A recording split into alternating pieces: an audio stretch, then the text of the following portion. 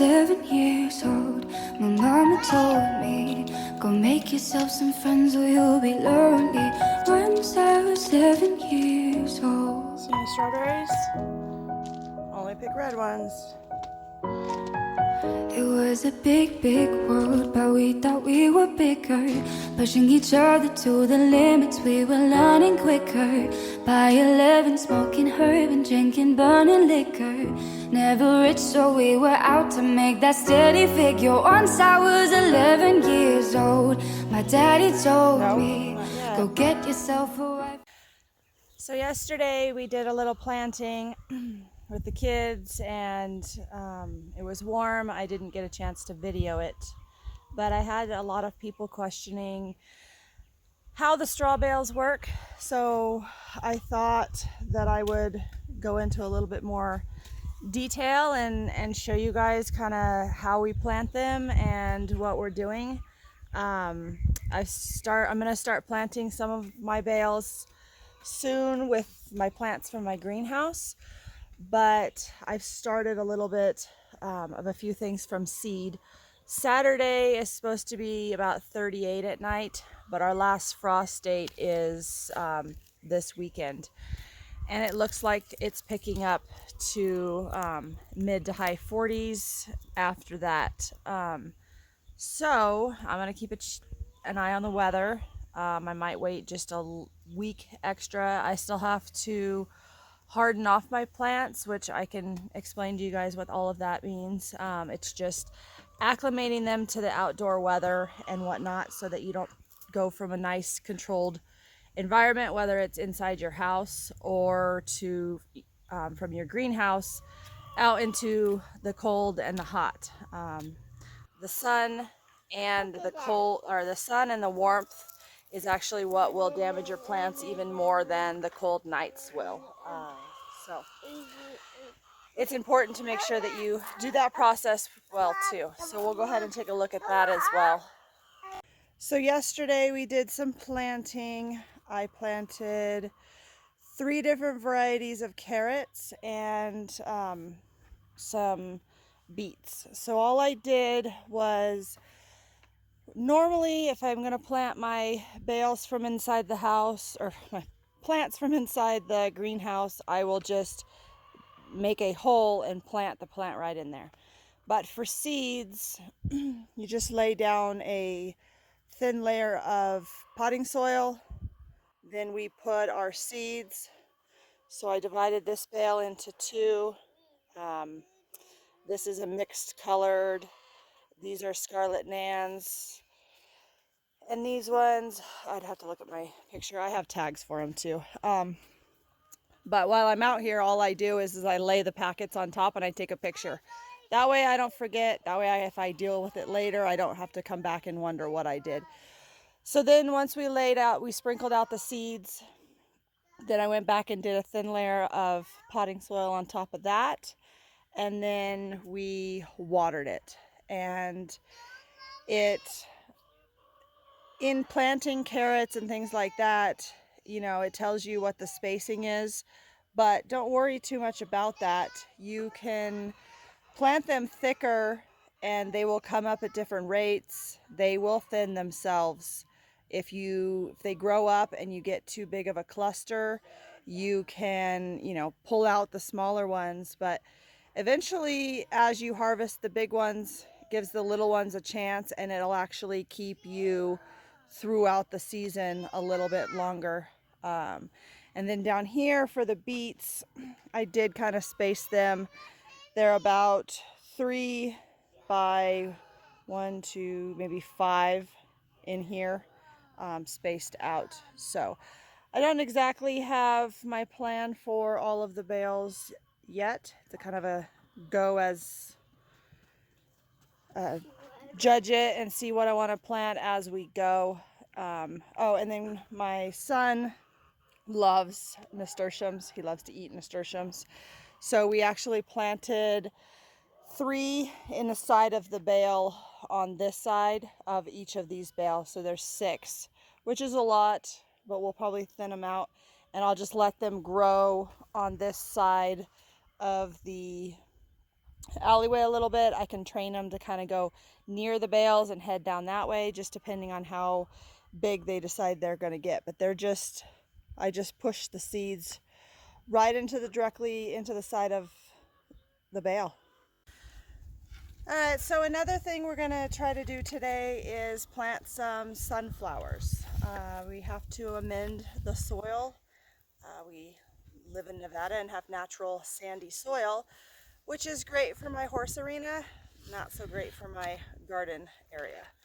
So we're going to, and it's new for us. This is our first year in, hold on, the first year in growing in Nevada. And I'm used to California weather and California dirt. So we're going to show you a little bit of our struggles and how we're going to do this. So we're going to plant our sunflowers down along the fence here and see if we can till in a little bit of soil in with the sand and plant directly into the ground. So let's see your tool, buddy. Greta. There we go. Okay, so we just gonna put some potting soil down and till it in. We'll show you the progress. You get it? You need me to take over. There you go. Stick it in and twist that dirt. Mix it in with that sand. Good job. Can you push it in? Yep. Alright, so we just got to get the hose out and water them. We have 2 different varieties of sunflowers right there. I want tape. So we went ahead and went with What tape? Pro Cut. This one's called Brilliance. What tape? And this one's Red. So, never grown these ones before. We'll see. Our tape. So it's the end of the day, and well, we're gonna head in the house at some point here shortly for dinner. It's about 5 o'clock. Temperatures starting to go down. Sun is going down a little bit, and so this would be the time of night that I'm gonna bring out my plants that I want to harden off. So I'll show you a little bit about that. So the plants that I'm going to harden off first are going to be these ones here. I have some pumpkins, some squashes, and some stuff like that. And then my beans will be the other ones that I'll be ready to go out here shortly. And this one's got some spaghetti squash and stuff like that. I'm not going to harden off my tomatoes quite yet. Tomatoes and peppers are a little bit more sensitive, so they'll stay in here just a little bit longer. Alright, so the 3 trays are out, and they will stay out for only about an hour today. They don't have a lot of high sun. I have a little bit of a block here, so they should only have just a little bit of sun anyways before it went down, but I'm going to take them in, so they're only going to stay out for about an hour today.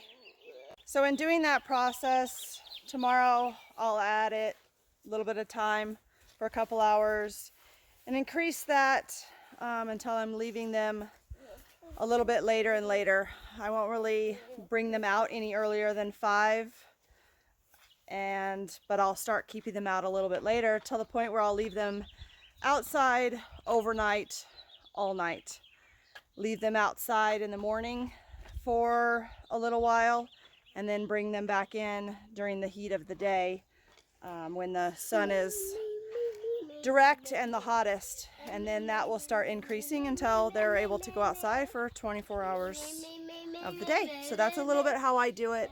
I know that everybody kind of does it a little bit differently, and it's a learning process for me this year, as this is my first year growing in a greenhouse and my first year in Nevada. So I have done a lot more in-ground planting. Earlier in the year, I used to be able to plant the 1st of March in the ground outside.